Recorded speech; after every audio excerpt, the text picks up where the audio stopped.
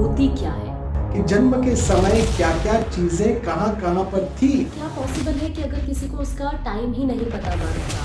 मोती को एक धागे में पिरो दिया गया वो माला बन गया। तो आप जन्म कुंडली को नहीं मिलाई है तो क्या वो शादी सफल हो पाएगी? लोगों को ये जागरूक करते रहता हूँ कि कुंडली मिलान के बिना शादी न करें। शादी में क्यों जरूरी होता है कुंडली मिलान? दूसरे के भाग्य पर भी, एक दूसरे के लक पर भी 100% एक दूसरे का प्रभाव पड़ता है। तो लक कई बार शादी के बाद इंक्रीज हो जाता है, कई बार अनफॉर्चुनेट।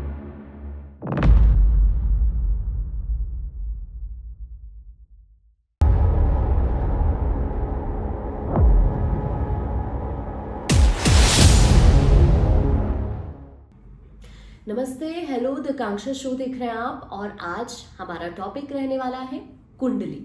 कुंडली क्या होती है, इसका आपकी जिंदगी पर किस तरह से इम्पैक्ट पड़ता है, और कुंडली बनाने के लिए किन किन चीज़ों की ज़रूरत होती है। क्या ऐसा भी हो सकता है कि अगर किसी को अपना एग्जैक्ट टाइम नहीं पता, डेट नहीं पता, तो उस सिचुएशन में जब कोई इंसान कुंडली बनवाता है तो क्या वैसा ही उसका इम्पैक्ट पड़ता है उसकी लाइफ पर? या फिर आप जब भी शादी की बात होती है तो आपने अक्सर सुना होगा कि पहले कुंडली मिला लेते हैं, तो ये कितना ज़रूरी हो जाता है। इन सभी विषयों पर आज हम चर्चा करने वाले हैं। गुरुजी, सबसे पहला सवाल मेरा आपसे ये कि कुंडली होती क्या है और इसे बनाने के लिए किन किन चीज़ों की ज़रूरत होती है? हाँ जी, बहुत अच्छा प्रश्न है आपका। कुंडली क्या होती है, मैं थोड़ा विस्तार से इस बात को समझाऊंगा और बहुत ज्यादा प्राउड फील होगा आपको हमारे एंशिएंट साइंस पर।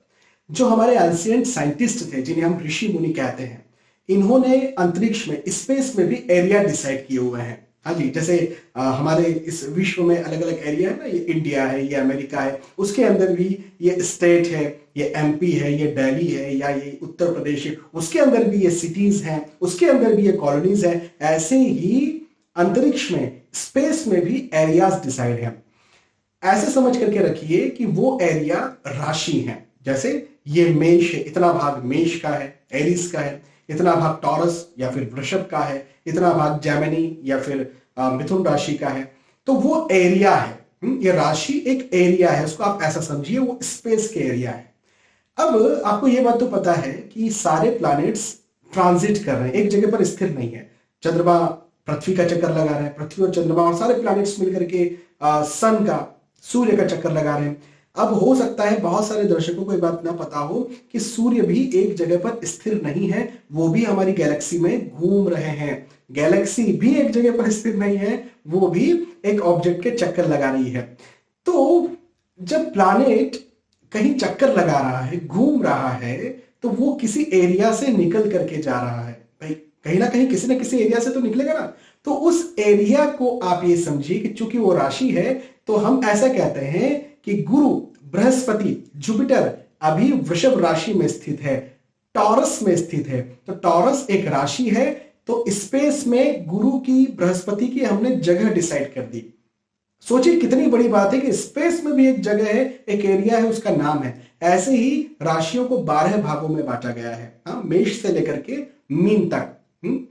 तो जो राशियां होती हैं उनका कैलकुलेशंस, उन राशियों में इस समय कौन से ग्रह गोचर कर रहे हैं, ट्रांजिट कर रहे हैं, घूम रहे हैं, उस एरिया में कौन से ग्रह घूम रहे हैं, उनका कैलकुलेशन।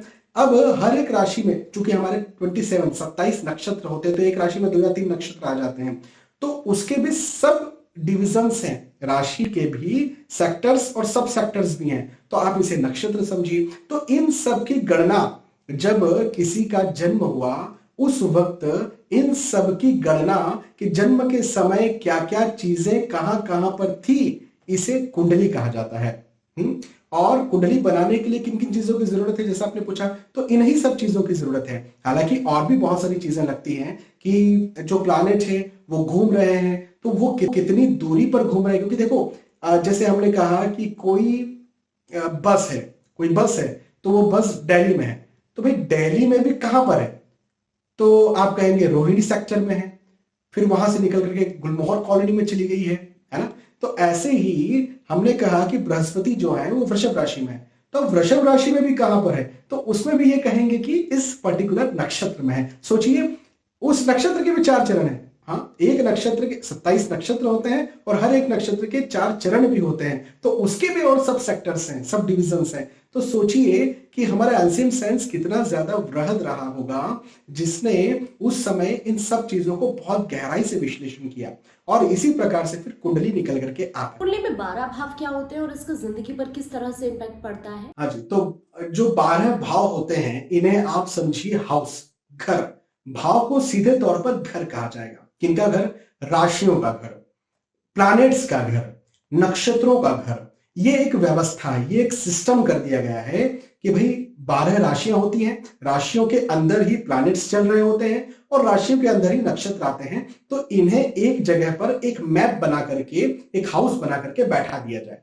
अब इससे क्या अच्छा क्या होता है कि जैसे कोई प्लैनेट है, अब हर प्लैनेट की अपनी दृष्टि होती है। दृष्टि यदि हमारे दर्शकों को नहीं पता तो मैं बता दूं कि जो प्लैनेट कहीं पर बैठेगा तो सिर्फ वहीं पर वो प्रभाव नहीं डालेगा, वहां से अलग अलग जगहों पर भी प्रभाव डालेगा। तो हर प्लैनेट की अपनी अलग अलग दृष्टि होती है, वहां पर वो प्रभाव डालते हैं। जैसे जुपिटर है, गुरु है, बृहस्पति है, तो वो जहां बैठेंगे वहां तो प्रभाव डालेंगे, लेकिन जुपिटर अपने भाव से, अपने स्थान से 5th हाउस, अपने स्थान से 7th हाउस और अपने स्थान से 9th हाउस पर भी प्रभाव डालेंगे। तो ये हाउस गिनेंगे कैसे? तो ये एक सिस्टम बना दिया गया, व्यवस्था बना दी गई कि भाई यहां से ये बैठे हुए हैं तो यहां से आप इतना इतना करके ऐसे गिन सकते हो। उनको भाव बना दिया गया, बस इतना ही भाव का महत्व है। लेकिन चूंकि ये एक सिस्टमैटिक हो गए तो इनको गिनना, गणनाएं करना बहुत ज्यादा आसान। डॉक्टर गौरव, जन्म कुंडली और लगन कुंडली में क्या डिफरेंस होता है? देखिए, जन्म कुंडली और लग्न कुंडली में बहुत बड़ा अंतर है। जन्म कुंडली को आप ऐसा समझिए, मैं उदाहरण देकर के समझाता हूं। जैसे हमारी बॉडी है, हमारा शरीर है ना?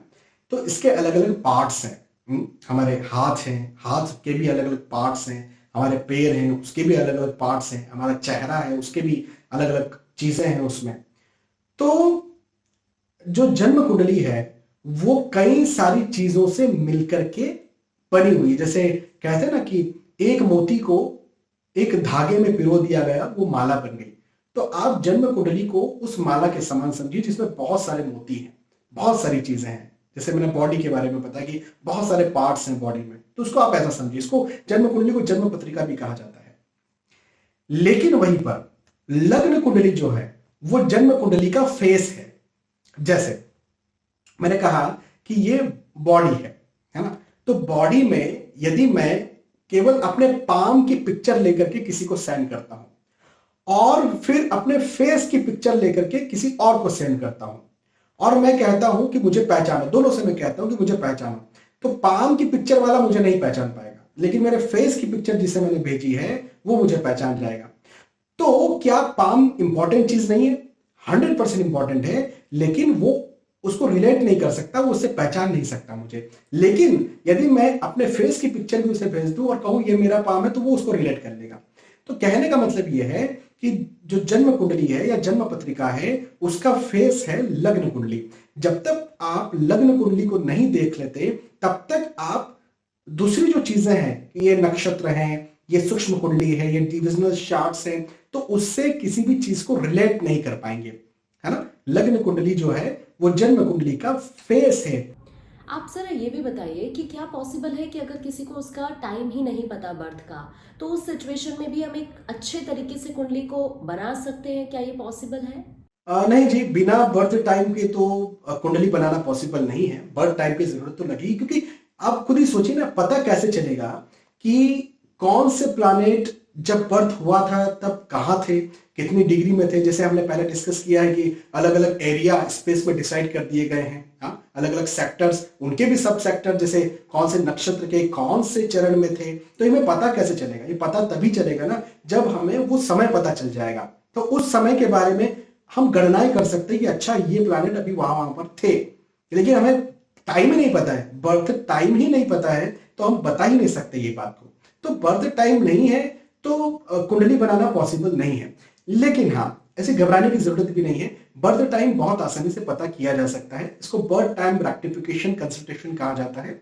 इसमें आपके पास्ट इवेंट्स को लेकर के आपसे बातें की जाती हैं, आपसे चीजें पूछी जाती हैं, आप भी अपने बारे में कुछ चीजें बताते हैं और अलग अलग समय को लिया जाता है। जैसे मान के चले आपने कहा कि भाई मेरा जन्म जो है 1 फरवरी और 1990 में हुआ था, ये सुबह का वक्त है, लेकिन मुझे ये नहीं पता कि कितने बजे का है। तो सुबह की जितनी कुंडलियां बन रही है वो बना ली जाती है, और उसके बाद में सारी कुंडलियों के आधार पर या तो आपसे सवाल किए जाते हैं या आप भी अपने बारे में बताते हैं। तो जहां पर हमें लगता है कि भाई ये इवेंट्स इनके साथ सही चीज सही से घटित हो रहा है, उसे हम उस व्यक्ति का सही बर्थ टाइम मानते हैं। लेकिन बर्थ टाइम तो मानना पड़ेगा, बर्थ टाइम तो निकालना पड़ेगा, क्योंकि जब तक बर्थ टाइम नहीं निकलेगा तब तक उसकी कुंडली नहीं बनेगी, और जब तक कुंडली नहीं बनेगी तब तक उसके बारे में कोई प्रेडिक्शन नहीं किया जा सकता। हाँ, एक चीज जरूर है जिसे कहते हैं प्रश्न कुंडली। इसके बारे में मैंने कई बार बताया भी है। प्रश्न कुंडली जो होती है, इसमें आपकी बर्थ डेट की भी जरूरत नहीं है, बर्थ ईयर की भी जरूरत नहीं है। उसमें जिस वक्त आप जो प्रश्न कर रहे हैं उस वक्त उसका आंसर दिया जाता है, उसमें कुछ कैलकुलेशंस होते हैं। लेकिन मैंने पहले भी कई बार ये बात कही है कि प्रश्न कुंडली उतनी एक्यूरेट नहीं होती है। कोई ऑप्शन ही नहीं है तो बात अलग है, बना करके और बेस्ट गणनाएं करके काउंटिंग करके आपको बता सकते हैं। लेकिन फिर भी यदि पॉसिबल हो तो बर्थ टाइम रेक्टिफिकेशन कंसल्टेशन लेना चाहिए, जिससे सही बर्थ टाइम निकल करके आ सके। गुरुजी, क्या ये पॉसिबल है कि कुंडली वाकई किसी भी इंसान की जिंदगी को प्रभावित कर सकती है? हाँ जी, 100% कुंडली हर किसी के जीवन पर प्रभाव डालती है। कोई भी पुरुष और कोई भी स्त्री, चाहे उसकी कितनी भी उम्र हो, उस पर कुंडली प्रभाव डालेगी, मतलब डालेगी। देखिए कुंडली क्या है, अभी हमने डिस्कस किया कि कुंडली जो है वो प्लैनेट्स, वो नक्षत्र, वो राशियों का एक कैलकुलेशन है, उनकी गणनाएं हैं। हाँ, और उसके आधार पर आपको चीजें बताई जाती है। अब देखो मैं आपको समझाता हूं। टाइड्स जो होते हैं ना, जिनको हिंदी में ज्वार भाटा कहते हैं, ये आते हैं ओशियन में, समुद्र में। जब चंद्रमा का इतना प्रभाव समुद्र पर, सागर पर, पानी पर, जो कि निर्जीव है, उस पर हो जाता है और टाइड्स आ जाते हैं, तो क्या वो चंद्रमा हम पर प्रभाव नहीं डालेगा? अच्छा, जो बारिश होती है वो कैसे होती है? क्या सूर्य के बिना बारिश हो सकती है? अन्न कैसे उगता है? क्या सूर्य के बिना अन्न उग सकता है? तो सूर्य बारिश करवा सकते हैं, सूर्य अन्न उगा सकते हैं, तो क्या वो हम पर प्रभाव नहीं डालते? 100% डालते हैं। जो चीज नहीं दिखती है वो नहीं होती, ऐसा तो नहीं है। हम फोन पर बात करते हैं और वो रेस के माध्यम से कहीं और पहुंच जाती है, हाँ, तो वो दिख तो नहीं रही हमें, वो ध्वनियां, वो तरंगे हमें दिख तो नहीं रही, तो वो चीज नहीं दिख रही तो नहीं है, ऐसा तो नहीं होता। हमारा एंशिएंट साइंस इतना मजबूत है कि सिर्फ सूर्य और चंद्र ही नहीं, हमारे इस सौर मंडल में जितने ग्रह हैं उन सबका हम पर प्रभाव पड़ता है। हमारा एंशिएंट साइंस, हमारे जो ऋषि मुनि है, हमारा जो धर्म है, हमें ये बताता है। तो 100% हर पुरुष, हर स्त्री पर, चाहे उसकी उम्र कितनी भी हो, उस पर कुंडली प्रभाव डालती है। शादी में क्यों जरूरी होता है कुंडली मिलान? आपका जो प्रश्न है, इसका उत्तर, ये टॉपिक मेरे दिल के बहुत करीब है, क्योंकि बार बार मैं बहुत सारे लोगों को ये जागरूक करते रहता हूं कि कुंडली मिलान के बिना शादी ना करें। देखिए कुंडली मिलान बहुत ज्यादा जरूरी है। आप इसको ऐसा समझिए कि हमारे विश्व में करोड़ों अरबों लोग हैं, हर किसी की अपनी अपनी आइडियोलॉजी है, अपनी अपनी विचारधारा है। क्या हो कि एक विचारधारा का व्यक्ति जो है, उसे वही व्यक्ति मिले जो उसी की विचारधारा का है, उसी की आइडियोलॉजी का है। एक पसंद का व्यक्ति जो है, जो पर्टिकुलर किसी किन्हीं चीजों को पसंद करता है, उसे वही मिले जो सेम उन्हीं चीजों को पसंद करता हो। तो कुंडली मिलान जो है वो सेम आइडियोलॉजी के लोगों को मिलाने की प्रक्रिया है। कुंडली मिलान जो है सेम एक जैसी पसंद वाले लोगों को मिलाने की एक प्रक्रिया है। अब सिर्फ आइडियोलॉजी और सिर्फ पसंद इसमें नहीं है, इसमें और भी बहुत सारी चीजें हैं। जैसे संतान होगी या नहीं होगी, कितनी होगी, आयु उम्र लंबी है या छोटी है। हाँ जी, एक दूसरे की वजह से एक दूसरे की आयु पर भी 100% फर्क पड़ता है। इवन एक दूसरे के भाग्य पर भी, एक दूसरे के लक पर भी 100% एक दूसरे का प्रभाव पड़ता है। तो लक कई बार शादी के बाद इंक्रीज हो जाता है, कई बार अनफॉर्चुनेटली शादी के बाद लक डिक्रीज हो जाता है। तो शादी के बाद में क्या होने वाला है, कुंडली मिलान में लव, अंडरस्टैंडिंग, कैरेक्टर, बिहेवियर, कई बार ये नहीं कहा जाता कि शादी के बाद तुम बहुत बदल गए हो। हाँ, कई बार आपने सुना होगा किसी को कहते हुए कि शादी के बाद आप बहुत बदल गए, हो सकता है आपने भी किसी को कहा हो ये चीज। तो एक्चुअल में बदलाव आता है 100%, हर किसी जिसकी भी शादी होगी उसमें बदलाव आएगा, ये बात तय है। लेकिन वो बदलाव जो है वो पॉजिटिव होगा, नेगेटिव होगा, कैसा होगा, ये कुंडली मिलान में देखा जाता है। हेल्थ, जब शादी होती है तो शादी के बाद हेल्थ पर भी अच्छा या बुरा असर पड़ता है। कई बार कुछ गायनिकोलॉजिस्ट होती हैं, वो फीमेल्स को जब उनके मेंस्ट्रुअल साइकिल चल रहे होते हैं तो फीमेल्स को कई बार पेन होता है, तो गायनिकोलॉजिस्ट कहती हैं कि शादी के बाद ये पेन ठीक हो जाएगा। शादी के बाद कैसे ठीक हो जाएगा? तो लोग कहेंगे कि भाई देखो प्रभाव पड़ेगा एक दूसरे का किसी प्रकार से। तो प्रभाव पड़ तो रहा है ना, तो जो भी प्रभाव पड़ रहा है वो फिजिकल है, कैसा भी प्रभाव है, पड़ तो रहा है। तो ऐसे ही प्रभाव हर प्रकार से पड़ते हैं, वो पूरी बॉडी पर पड़ते हैं और उससे हेल्थ भी ठीक होती है। इसलिए कुंडली मिलान बहुत ज्यादा जरूरी है। सपोज करिए किसी ने कुंडली शादी के टाइम पे नहीं मिलाई है, तो क्या वो शादी सफल हो पाएगी? नहीं जी, बिना कुंडली मिलान के सफल शादी नहीं हो सकती है। अब कई लोगों का ये कहना होता है कि हमारी तो कुंडली मिलती ही नहीं है, हाँ फिर भी हमारा वैवाहिक जीवन बहुत अच्छा चल रहा है।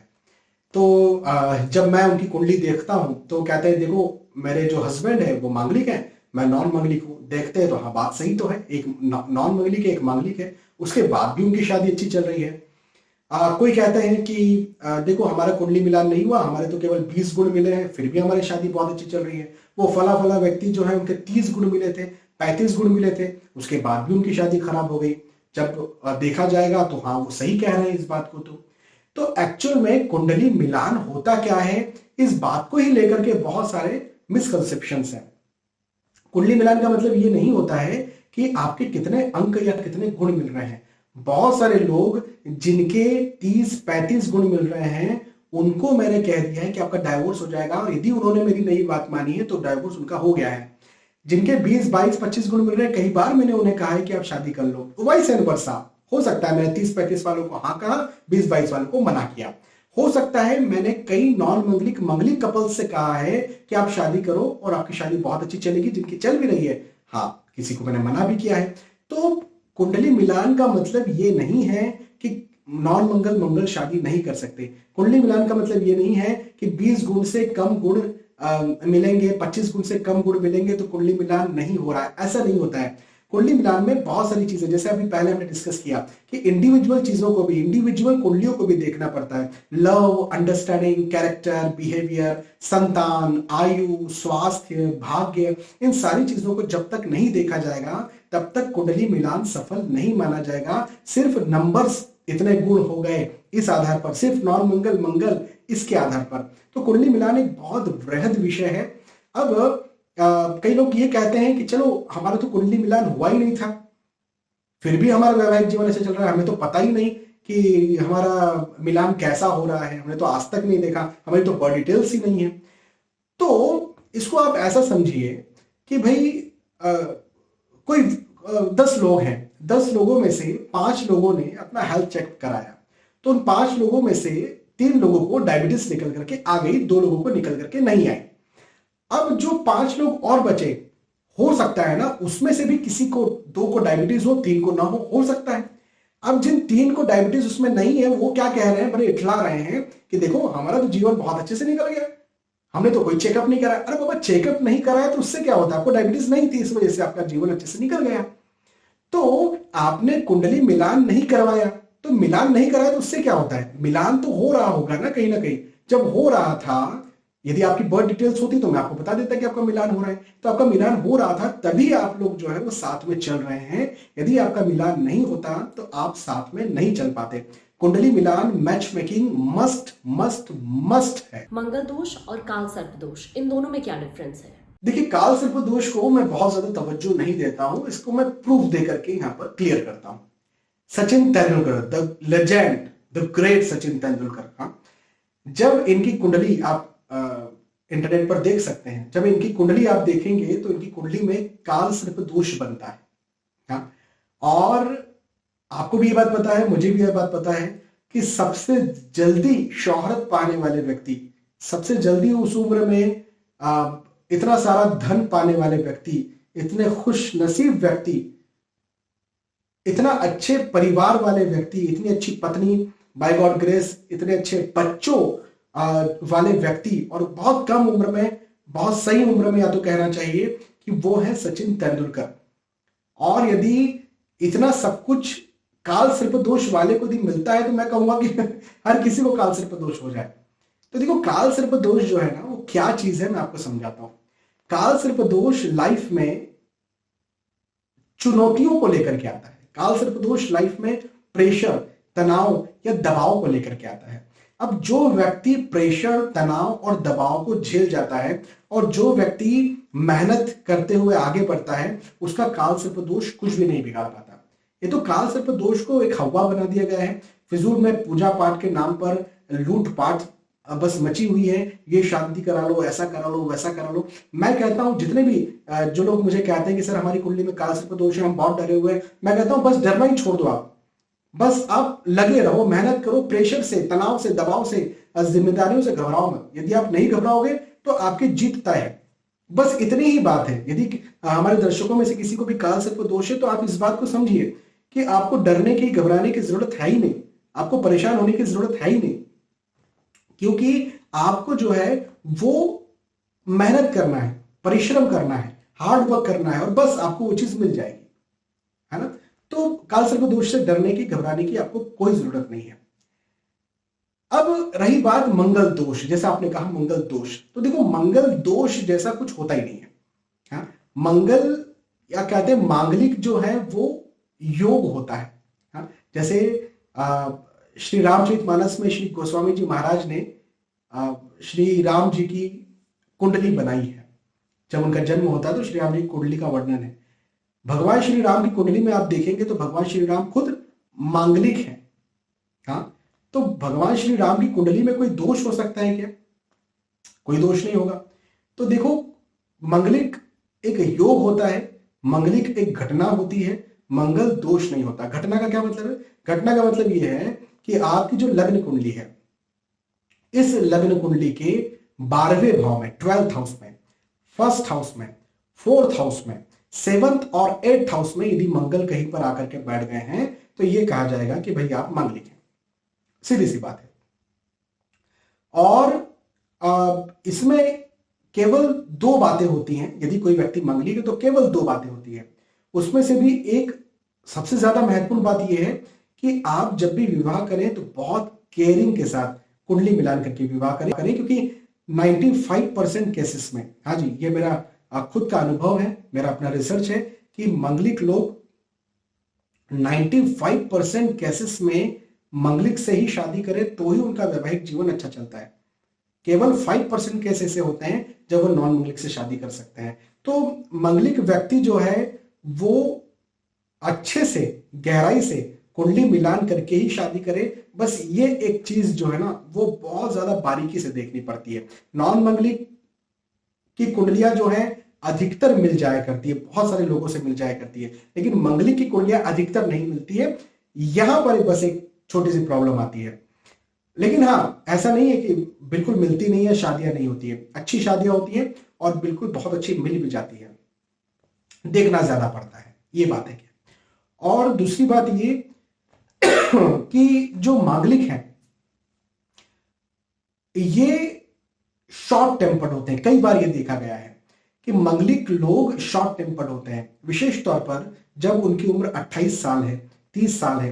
तो इससे कम उम्र के जितने भी मांगलिक लोग हैं, अधिकतर केसेस में वो शॉर्ट टेम्पर्ड होंगे। उसकी वजह भी मैं आपको समझाता हूं। मांगलिक लोगों को भगवान ने एक वरदान दिया है, और वो वरदान क्या है? वरदान ये है कि इनके अंदर बहुत ज्यादा, बहुत सारी एनर्जी होगी, और वो एनर्जी यदि वो अपने मनपसंद के काम में लगाते हैं, यदि पूरे व्यस्त रहते हैं, यदि मेहनत करते हैं, तो वहां पर वो एनर्जी डाइवर्ट हो जाती है।